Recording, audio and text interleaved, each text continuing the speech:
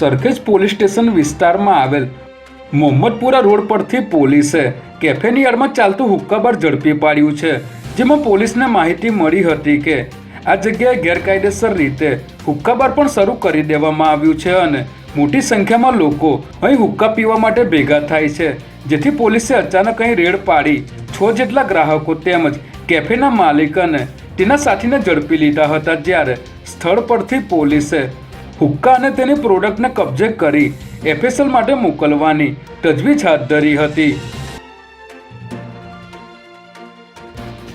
અમદાવાદ ખાતે ડિસેમ્બર મહિનાનો જિલ્લા કક્ષાનો સ્વાગત કાર્યક્રમ કલેક્ટર કચેરી ખાતે યોજાયો હતો.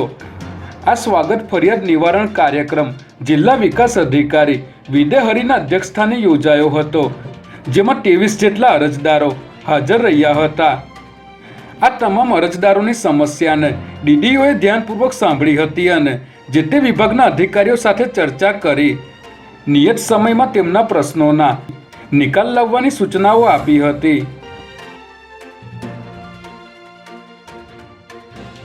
દેશના પૂર્વ વડાપ્રધાન ડૉક્ટર મનમોહનસિંહ લાંબા સમયથી બીમાર હતા, ત્યારે ગઈકાલે ઘરે બેભાન થયા બાદ તેમને દિલ્હી એમ્સમાં લાવવામાં આવ્યા હતા. જે બાદ હોસ્પિટલની પ્રેસ રિલીફ અનુસાર તેઓએ રાત્રે 9:15 અંતિમ શ્વાસ લીધા હતા.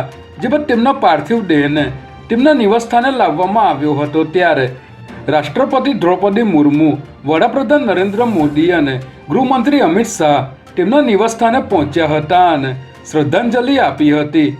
તેમના પાર્થિવ દેહને રાજકીય સન્માન સાથે આવતીકાલે અંતિમ સંસ્કાર કરવામાં આવશે, ત્યારે મનમોહનસિંહના નિધનના કારણે કેન્દ્ર સરકારે 7 દિવસનો રાષ્ટ્રીય શોક જાહેર કર્યો છે.